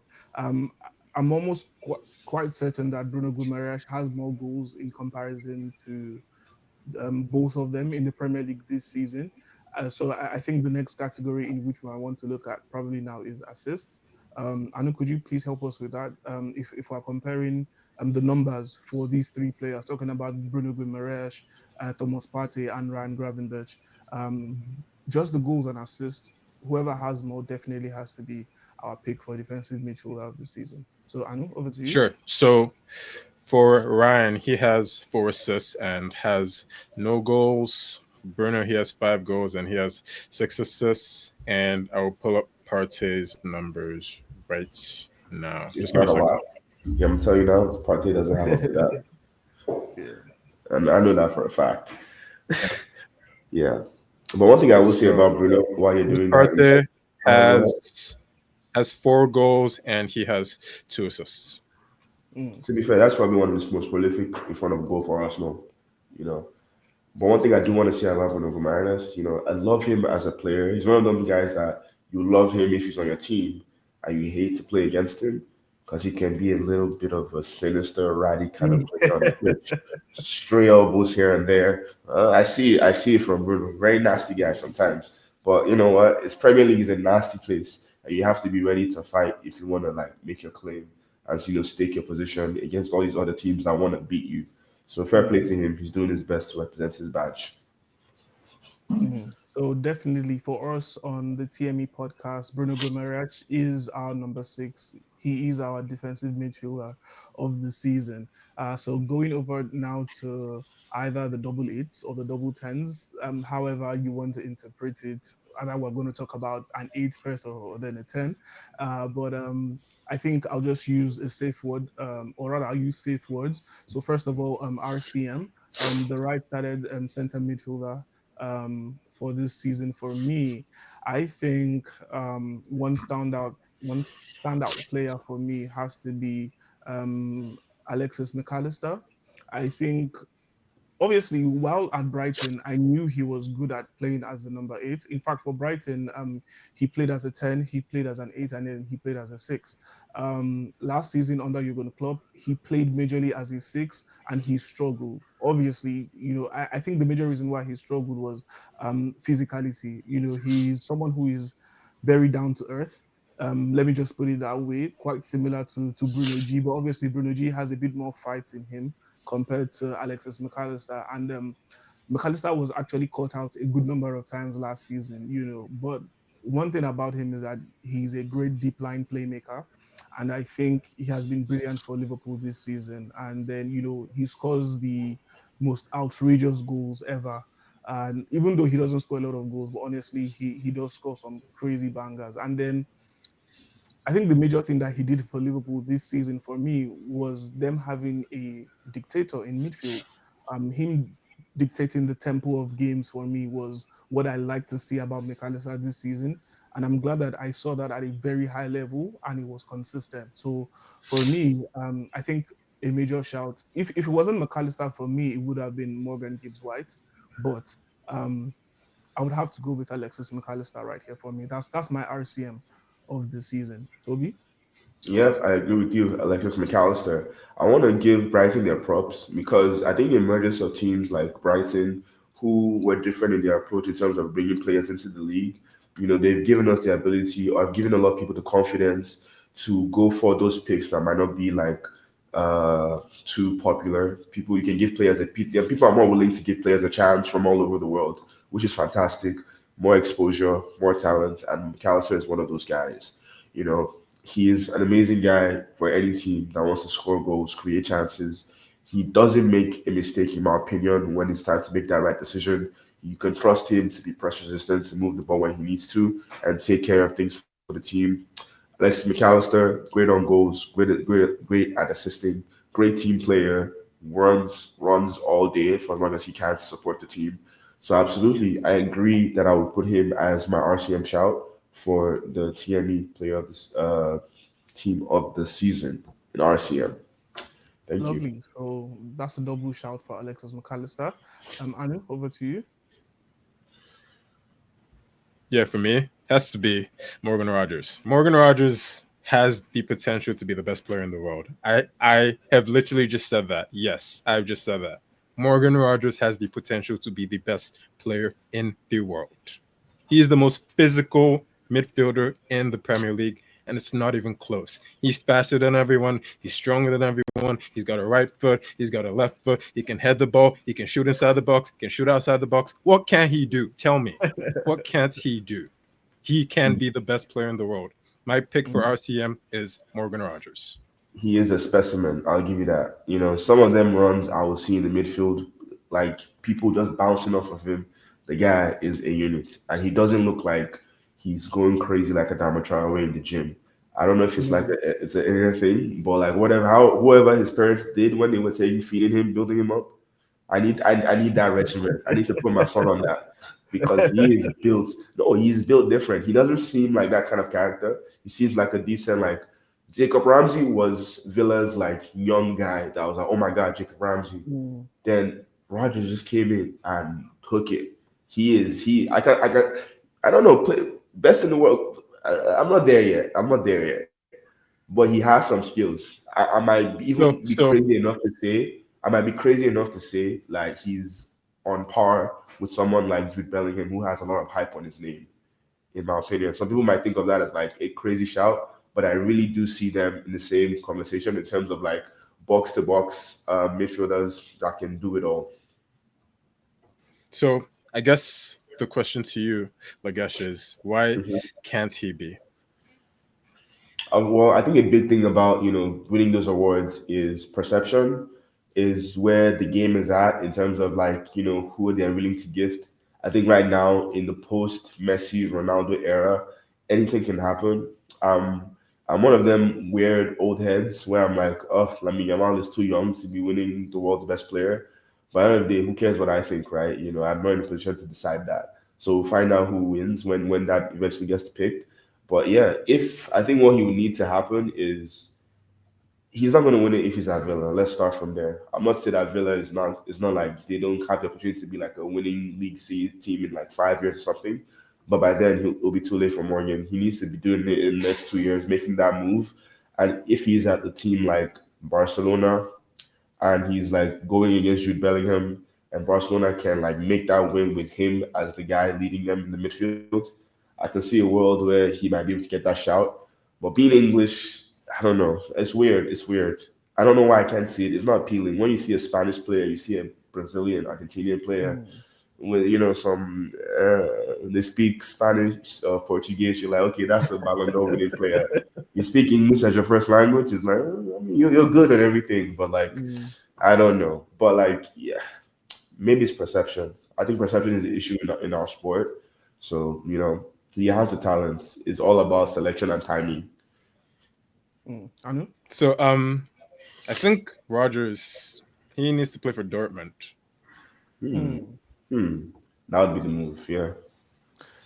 I do understand that statement from Anu. Him playing for Dortmund, basically him being the star of the team, being the main man for the team, and him helping the team to possibly achieve the things that before the season you would not want to include Dortmund's name in those conversations, sincerely speaking. And honestly, Dortmund would be a perfect club for him in terms of development as well, and then in terms of being the main man. And obviously, Dortmund would give him a much bigger platform as compared to Aston Villa. Yes, Aston Villa now obviously they did compete in the Champions League, and everyone knows who they are now. At least if you do not know who Aston Villa was in Eastern Europe, you're well aware of them due to their performance against Paris Saint-Germain in the quarterfinal of the Champions League, at least, if you never watched any other game of theirs. And, story regarding Morgan Rogers, for someone who was at Man City's academy and was not able to make the cut in terms of breaking into the first team,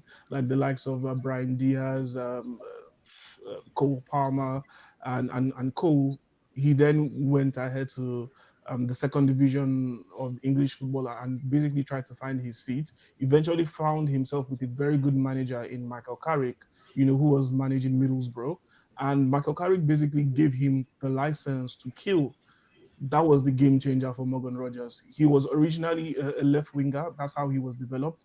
But then obviously Michael Carrick could see similarities between both of them because Carrick did want to be an attacking midfielder when he came through the ranks at West Ham, but obviously his time at Spurs showed that he was versatile and can do more than being a number 10. And obviously for Fergie just saw Michael Carrick as a regista, which he played majorly. That was the major role he played under Fergie. But then I'm glad that Michael Carrick could see the star in Morgan Rogers and was able to put him in a position that basically just shows him off to the world. And Aston Villa, kudos to them and their talent ID and their scouting. They were able to pick him up. And honestly, he came into the Premier League in January 2024 and just to me seemed like a player that was part of the Villa squad but was injured for the first half of the season, and now he's fit. And he basically hit the ground running, firing on all cylinders, right? So big Yeah. shout out to Morgan Rogers because that is actually my shout for LCM of the season. You're on the TME podcast. RCM, obviously, guys, is Alexis McAllister of Liverpool, and now we're moving on to the LCM. And basically, I've given my prelude for my LCM of the season and my reasons for that. So for me, LCM of the season, Morgan Rogers. Toby? Nah, I'm gonna have to go with Declan Rice. I think people a lot of times the way Declan has been portrayed is a centre back that got moved into midfield, and Mm, I probably kind of might have believed it in his first few days at Arsenal. Him getting used to the system and joining the crew. I was wondering if there's going to be some liabilities. He's probably not the best on the half turn. That's why Partey plays where he plays for Arsenal and not Declan. But as an eight, making impacts in both boxes, Declan Rice is what I like to call on the field a man. mm. I watch a lot of soccer, watch a lot of football, and like when you're seeing some people play, the men who are playing on that pitch, and Declan is one of them guys. I'm like, well, this is a man. I'm seeing him running, carrying the ball. I'm like, well, this guy's like a horse. Like, who's gonna stop this guy? You know, I would love to see him and Morgan Rogers actually vie for a ball. That 50-50 battle. I need to see that. Who's coming out on top? I'm gonna back my boy Declan, but I feel like Rogers is gonna knock him over, bro. I think that might be existing. But I still for what Declan has done this season, the goals he has come up with, the ball playing in terms of people might corner FC, but them corners from Declan are not. The consistency, the way he shoots the ball, putting that ball in that area on the line of the 6 yard box, putting the keeper a lot of pressure, continuously doing that every time he has to play, he plays it perfectly. Those goals against Real Madrid, yeah, man, this has been Declan's best season for Arsenal, and it's not going to be his best ever. He's only going to get better for us. So I'm going to have to pick Declan as my LCM. Solid shout. So first of all, once again, my shout for LCM is Morgan Rogers. Toby just mentioned Declan Rice. Anu, over to you. Sure. So my pick would be Rice also. Yeah, yeah. It has to be Declan Rice also. I think he's been so impressive since his move over there. I'm pretty sure last season he had 15 goal involvements in the league alone. Yeah, So fantastic season last season. But this season, the numbers aren't as good, but he does have more than 10 still. So yeah. still fantastic. Scored big goals in the UCL too, of course. So yes, my pick for the LCM of the season has to be Rice. All right, Yeah. there we have it. Our LCM is Declan Rice. So our midfield is complete. The anchor of our midfield is Ryan Gravenberch, if I'm not mistaken. Our RCM is Alexis McAllister, and then our LCM is Arsenal's Declan Rice. Well deserved, by the way, talking about our midfield. So going over to our front three, on the right wing, for me, I don't know about you guys, but there's no doubt about who it's meant to be. It's Mo Salah. Is the king of Egypt. I think it would be an insult to call him the Prince of Egypt. I think right now, maybe the Prince of Egypt right now might be Umar Mamouche because I think there's a player in there and we'll see more of him in the Premier League next season for Manchester City. But undoubtedly, the king of Egypt has to be Mo Salah. We already spoke about his numbers earlier. When we were speaking about him in the mold of being the Premier League player of the season, right here on the TME podcast. And once again, he's getting a shout out right wing. And for me, there has been no one closer to him in terms of match winning performances, in terms of consistency, and then in terms of the numbers as well. If there was anyone that was obviously going to give him a good run for his money, would have had to be Arsenal's Bukayo Saka. But sadly, Saka was injured for 4 months. And so at this point in time, it would be, I think it would just be based on pure bias if I want to mention Bukayo Saka. But I do think that the only player in the Premier League that would have rivaled Salah for that position right now in terms of right winger of the season, it would have been Bukayo Saka. So for me, my shout for right winger of the season, without a doubt, is the king of Egypt, Mo Salah. Yeah, I definitely agree. Mo Salah would be the pick for right wing. He's also my selection as well. I'm just happy to see Mo Salah, extend with Liverpool. I know he could have gone Saudi, but he decided to stay on and continue his legacy for Liverpool, cementing himself as probably one of their top three, if not their best player in the club's history. Probably already is in terms of like winning things in this time. You know, Champions League, He's won it all already with Liverpool, and the number of goals, number of assists is going to be on all the top 10 lists for all the goal scoring and like number stuff. He's going to be all over that stuff. So as long as he's going to try and start pat as much as he can to really cement that position. But yeah, feel free to he deserves it. Because when he was the guy from Basel, his time at Chelsea, we did not even imagine, dream that this could be him. And it takes a lot of ego, decision making as a man to step up and be like, you know what, I'm gonna be that guy and I'm gonna stay that guy. So shout out to Salah. Anu? Yeah, same as you guys. 46 goal involvements in 37 games.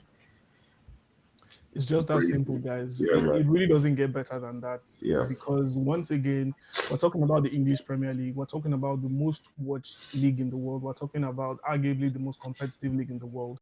And for Mo Salah to post up the numbers that he has this season, and he has been doing it consistently over the last 5 years, look, undoubtedly one of the greatest players in the history of the Premier League. I think it's safe for us to say that. So Mo Salah is our right winger. One thing I'd Toby? like to chime in for Mo is he's had also like a bit of a downturn in the last month in terms of performances. So imagine a guy that's having a down patch right now, not doing great, and he already has those numbers. So he already wrapped up the league for them early, and he was like, "Listen, guys, I've done my job. All right, you guys just get us over the line, but I've done my job." So like, cause look at those numbers. It's incredible. Shout out to Salah. Yeah, and I think one more time to just mention something that Anu already highlighted. For someone who is 33 but has started 38 Premier League games Not in consistent. 2025, yo, that's absolutely amazing. Once again, Mo Salah, Mo Salah, Mo Salah. So Hmm. moving over now to our left wing position. I think this might spark a bit of a debate between the three of us because there are a lot of good players who probably deserve a worthy mention in terms of outstanding performances. But um, hmm, for my left winger, I think someone who probably look is going to be is a tough one. And honestly, I had been thinking about this, and I think till now, as I'm speaking to you, I'm still torn in between both of them. For me, my first pick at left wing is going to be Brian Mbuemo. And then someone who I had in mind as well was Morgan Gibbs White. I know primarily, he doesn't play in that position, but obviously, number one, he can play there. And considering the fact that we've already filled up the midfield positions, he's someone who I'm considering as well. Someone who I also considered was Anthony Gordon, but Anthony Gordon for me was highly inconsistent this season. I think his call up, obviously for the Euros, was deserved due to his performances last season. But for me, this season, he really hasn't been fantastic. Probably quite predictable in his style of play as well. And then when you consider how good Newcastle have been this season and their standout superstars, I don't really think you would be mentioning Anthony Gordon, with all due respect to him. So for me, I think the major debate for me had been between Brian Mbuemo and Morgan Gibbs White. But I do think that Brian Mbuemo deserves it. So for me, Brian Mbuemo is going to be my left winger of the season. Um, his consistent match performances, his link up play with Johan Wissa, and then his goal contribution as well as an individual for me has been absolutely fantastic. I think alongside Wissa, he has stepped up to help Brentford after the exit of Ivan Toney. And also, he has been consistent with Cameroon for the World Cup qualifiers as well as 2025 AFCON qualifiers. Um, he has always represented them whenever they've called on him. He goes, and he, it's the same performances from him as well. So for me, it's Brandon Buemo for left winger on the TME podcast for me. That's my pick. Is Brandon Buemo. Toby. Hey guys. So I think I have a sim. So basically, I haven't decided, and I think I'm gonna have to make a decision now. The two players that I was having issues with between who to pick for my left winger was actually Brandon Buemo, or Juan Wissa, both Brentford players. But I'm like, how do I determine who has had a better season? Because I kid you not, I believe the both of them both have 19 goals for the team. So like, it's crazy how if both of them did score today, they could have two players scoring 20 Premier League goals. Not 19 goals all comps, just straight Prem. And I think that's fantastic. I think I'm gonna have to just to make it like probably because you already said in Buemo, I'm gonna keep it shaky, so I'm gonna say Wissa. And the reason why is for one, he doesn't take penalties. Buemo has scored apparently, yes, so he's on 20 now. So hopefully Wissa can, for anybody that made some bets, I'm sure there's somebody that put a Buemo and Wissa to score both of them to get 20 prem goals. We'll see if you can cash out. Maybe cash out right now if you got that Buemo one and leave. But I'm gonna go with Wissa because he doesn't take penalties.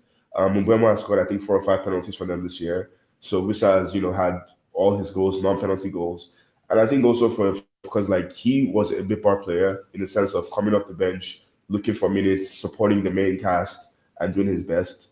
Being able to transition immediately. So like this is in the season after. So like the following season now that Tony is left, they need solutions for that position in the attack, and he stepped up and was able to get it done. And sad news. I think I jinxed it for David Raya. Yeah, Arsenal you just did. conceded, man. I was going to mention it, Toby. It seems like Matt Ooh. Tells is going to be the Premier League goalkeeper of the season, and he might But just thankfully, you have. guys pick sales, so that's why it's a trio. That's why it's a trio. It's not just me. But yeah, it's Yeah. okay. David Raya is my goalkeeper in my heart. So like, and that's all that matters. But yeah, it's gonna be John Wissa for the left wing. Thank you. All right, then. I mentioned Brandon Boymo for left wing. Toby has mentioned Johan Wissa for left wing. Anu? For me, it has to be Wissa. Because I feel like in the Premier League, he's the most underrated player. I feel like Hmm. he is such a baller. Since I saw him in his first season 4 seasons ago, I have never changed my mind. Like there are certain players that you like see them play once and you like immediately know, oh my god, he's a baller. That was him for me. Yeah, solid shout from Anu, and I think that just decides it for us. Our left winger, for the Premier League season has to be Johan Wissa, and I think what I like about him is the fact that despite the obvious talent and technique, he works hard. The graft that Wissa puts into his performances, to help Brentford.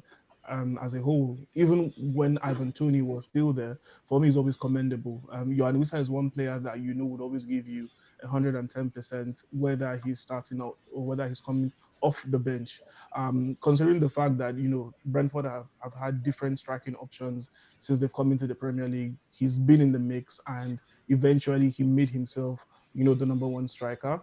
And he has now had a great breakout season with 19 league goals. It's not easy to score 19 league goals in the Premier League. So I think it's been a massive season for both players that we've contemplated for this position. But in particular, Johan Wissa definitely deserves to be in our team of the season. So Johan Wissa once again is our left winger. Talking about our striker, yeah, the current highest goal scorer and the person who is going to be the highest goal scorer of the Premier League season is Mo Salah with 28 goals. Obviously, he's been the one that has been superhuman this season. Last season, the person that was superhuman obviously was Erling Haaland, and then this season he has been average. But despite the fact that he has been average, he still managed to score 21 goals. But for me, the person above Haaland for me is my striker of the season.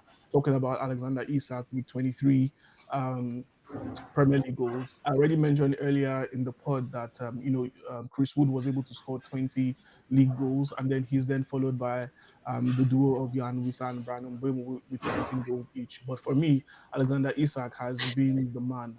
I think he has had a great individual season.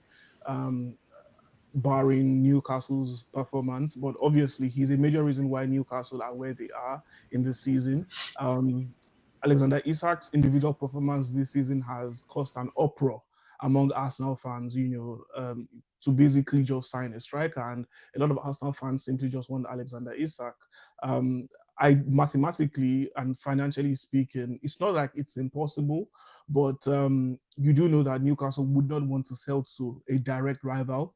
I mean, rumor had it that during the season that Newcastle might be having some financial issues and they might need to offload big players. Honestly, talk regarding that has seriously died down over the last 4 months. So I don't really know the financial state of Newcastle United now going into the summer transfer window. But then when you consider the type of good coach they have and how he has managed to successfully make the team work this season, you can only want to imagine that the owners of the club would be impressed and be happy and would want to pump more money into the team to develop the squad and get the squad to where it's meant to be. I mean, Tino Livramento is another player that might be rumored to be leaving. Bruno Guimaraes is another player that might be rumored to be leaving. Anthony Gordon is another player that might be rumored to be leaving. So even if Newcastle need to go the route of selling players to make money to improve the squad, they can do that. But I think one man they would not want to sell obviously has to be Alexander Isak. He's been a prolific goal scorer for them. There are other striking options in Callum Wilson and William Osula. Obviously, they're not as prolific as Alexander Isak. And Isak successfully was able to relegate Callum Wilson to the bench, and he has made the starting position his. And honestly, he performed well for Newcastle with the 23 goals. So for me, without a doubt, that's my striker of the season, Alexander Isak. Toby? And it's not going to be hard at all. It's going to be Alexander Isak. Amazing talent. He's surpassed my expectations, coming from Sociedad to Newcastle. He's been able to cement himself as a Premier League level striker. He's elite level, can play for any team on the planet. So happy for him, and he's definitely my pick for striker. Anu? Yeah. Same for me. Right before we finish, the thing I will say about him is he scored over 10 goals in his 3 seasons in the Premier League. So he is a fantastic striker.